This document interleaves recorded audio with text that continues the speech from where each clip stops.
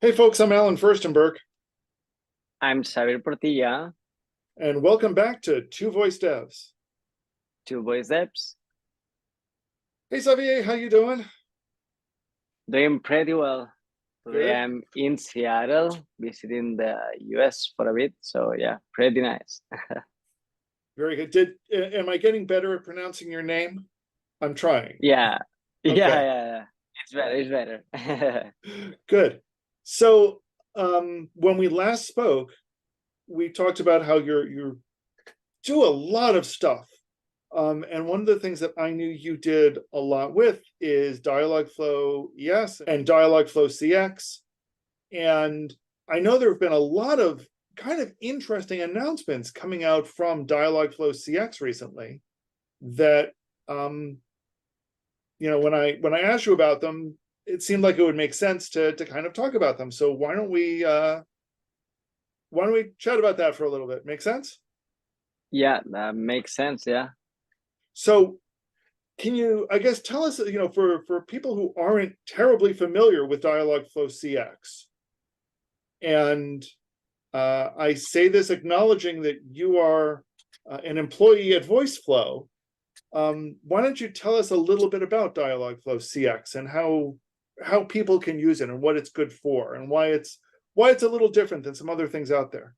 Yeah, so Dialogflow CX basically is a flow is like basically is a conversational AI platform from Google that you can build agents or assistants using like a visual interface, a graphic user interface that is based on flows.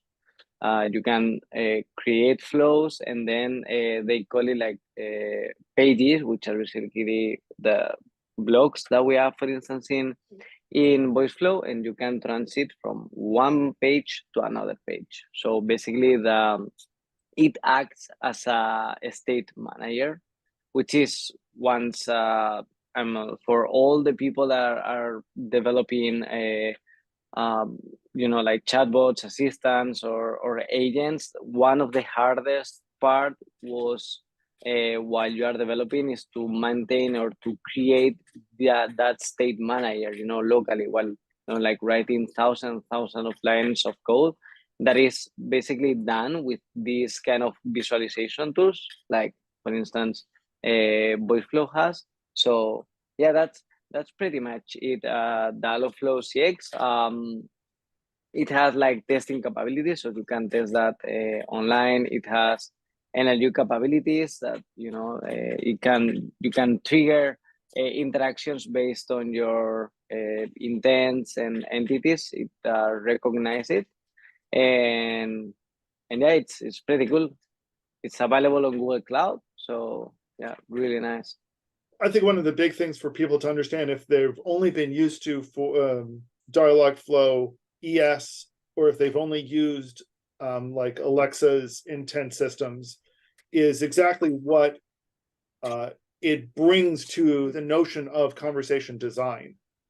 So instead of you still have a notion of intents that are under there, but instead of it being intent Yeah, focused, intents have are active in particular nodes or active in particular ways, and it more focuses on the conversation aspect of it than the what the phrase gets NLU. triggered aspect. So Yeah, exactly. I'm seeing Dialogflow ES like, like just as a regular NLU engine, like, like Microsoft Lewis or the new Microsoft, I think it's Conversational Language Understanding or something like that. It's called Microsoft Clue. So I'm seeing ES like that, and this is like a evolution of just not only having that, but also having those capabilities of conversational design.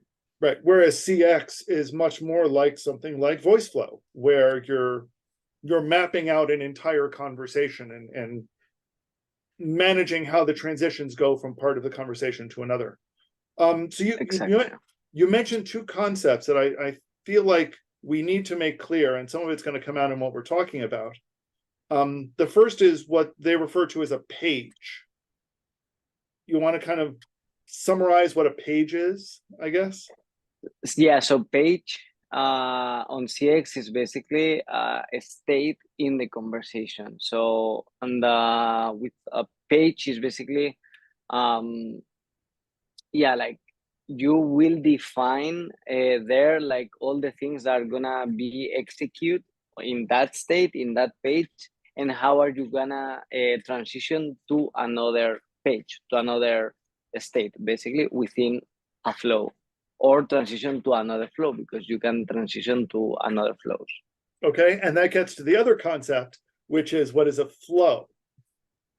So flow is like different conversations within a bigger conversation, basically different topics within a different conversation. So to give an example, let's say that you have a bank agent. So a flow could be making a transfer, that's a flow.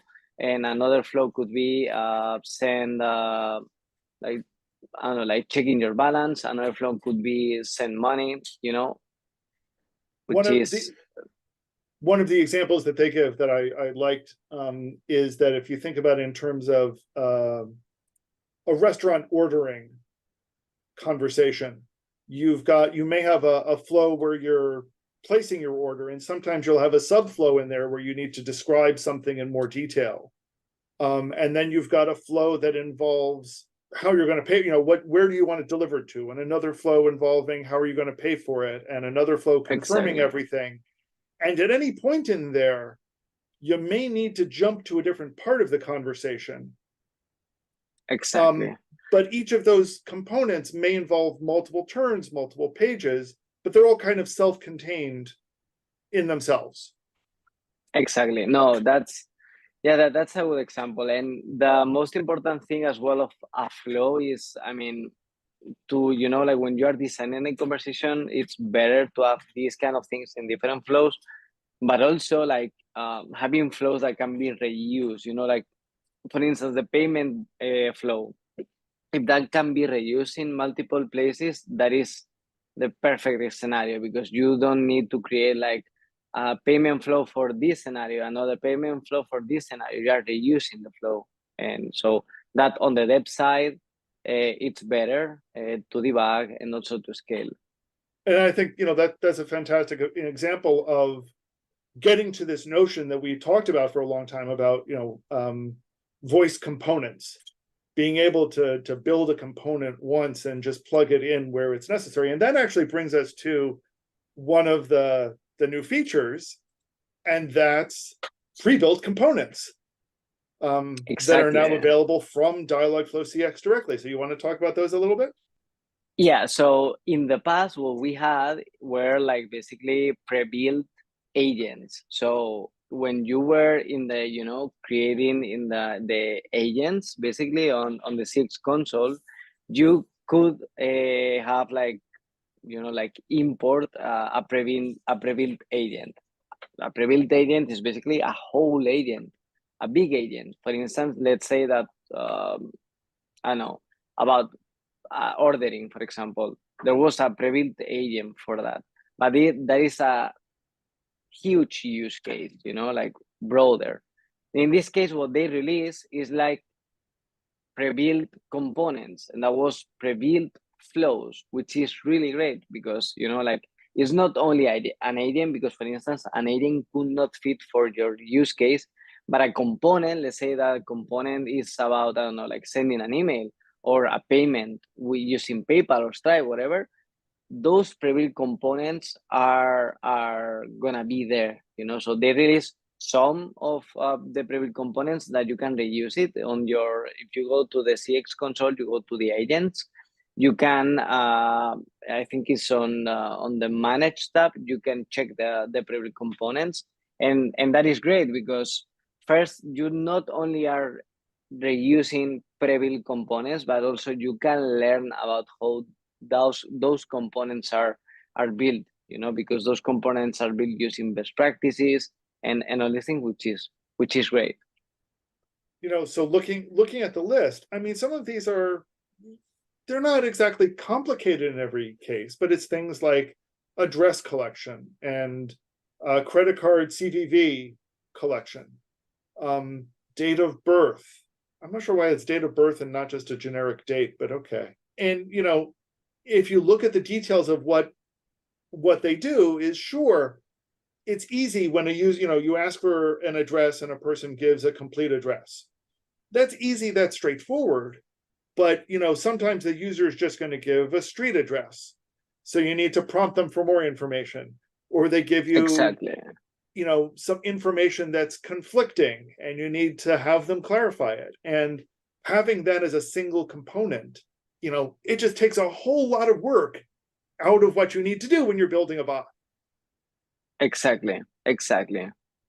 You know, so And they're like super, I don't know, I mean, I'm not gonna say like a percentage, but they're like common use cases that all the people are using, and it's great to have this because at least for you, you can focus on, you know, like on other things of your conversation, because you are gonna reuse these prebuilt components, and you know, like it's you know, like less frustrating for the conversational designer or for the conversational AI developer.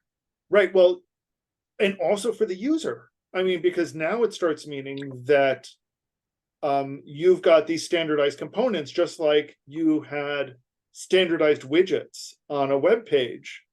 You know, the designer knows what a widget's going to look like, the developer knows how the widget behaves, and the user knows how the widget behaves across different applications.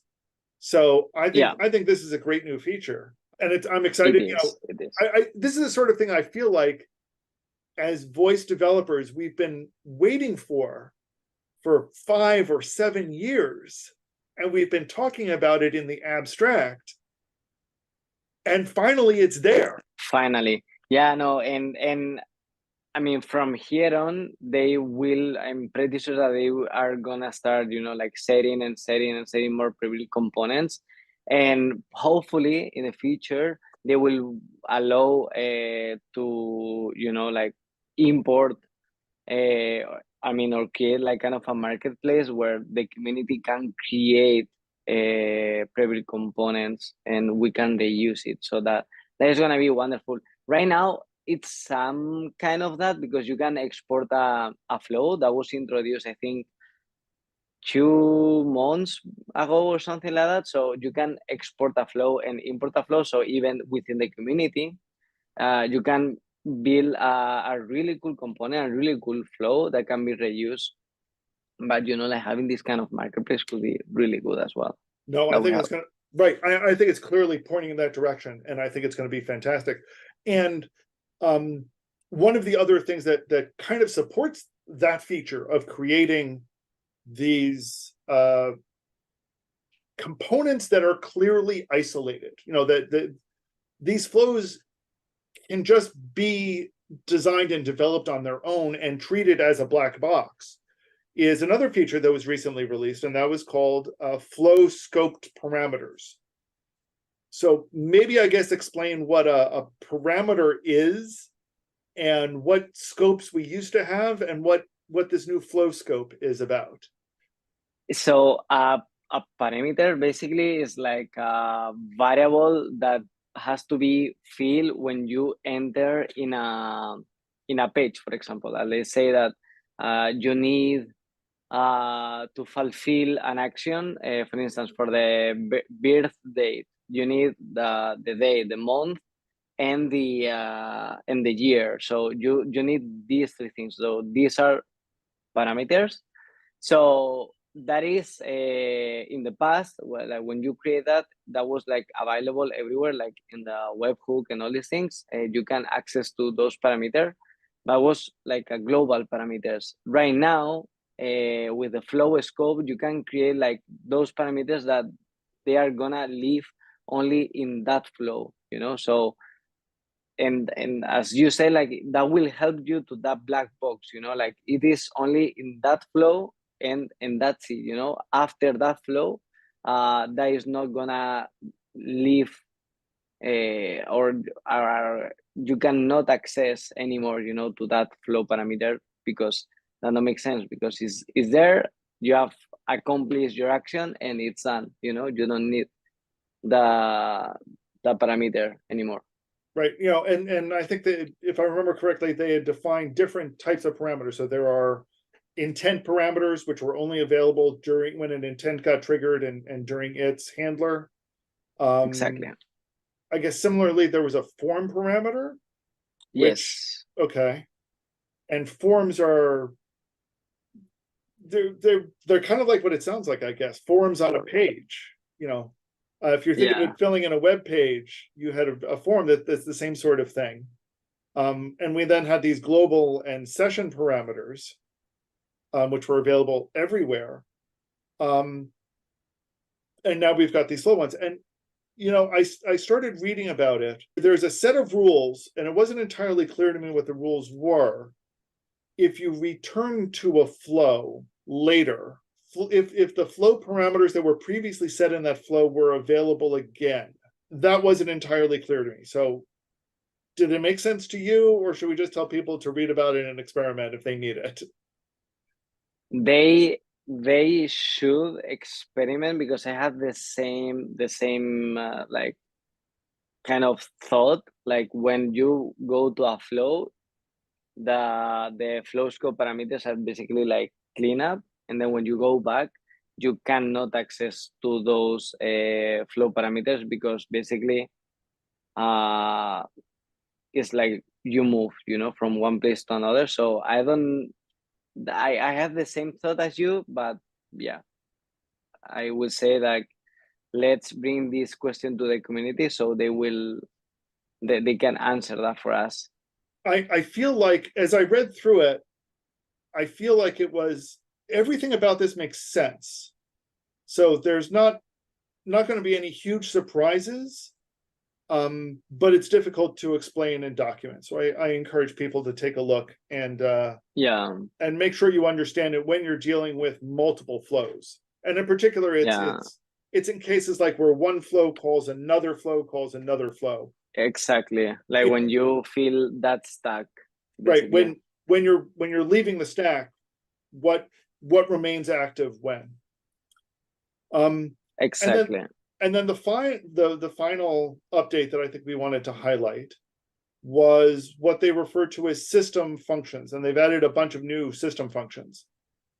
Can you Yeah. tell us a little bit So about what a system function is and what these new changes are? yeah, so system functions are functions that are available that you can use in the canvas. So instead of, you know, like for instance, that you want to validate a date, or if you want to make like, I don't know, like a string contains or something like that, instead of calling a webhook, what they created was the system function. So there are functions that you can use in the canvas without calling a webhook, and that's it. They are there. They're super useful, and like time to time, they release a new function. So in last month, they released a bunch of validation functions and new functions that are quite useful. So that means that we are gonna call less and less our webhooks to do some validations, which is better in terms of cost and also in terms of performance. So they have introduced, like for instance, like is credit card number, so you can easily check that your parameter is a credit card number based on, or instead of having a webhook that has that regex, which is really cool. Then to check if a string is a date, is a future date, is a past date, if a string is a phone number or not, the round function, to object, to phone number, upper.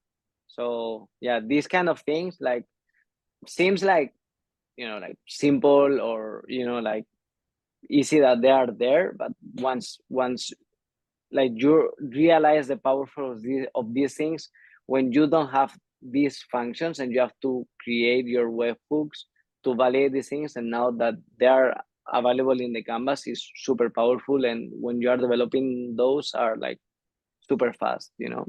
Yeah, no, I think this is a case where some baseline functionality being directly in the page processing is better than having to handle it on a later server call.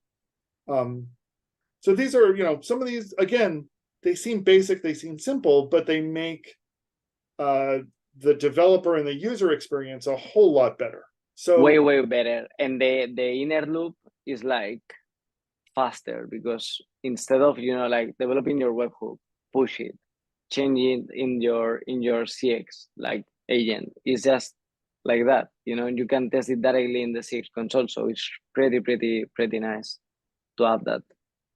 So some of these are exciting new updates. I'm really interested in seeing, you know, where things go. I think this is really showing that Google's committed to this platform, you know, and they're doing Yep. some really, I feel like they're doing some really forward-thinking stuff with where they want Dialogflow CX to go in general.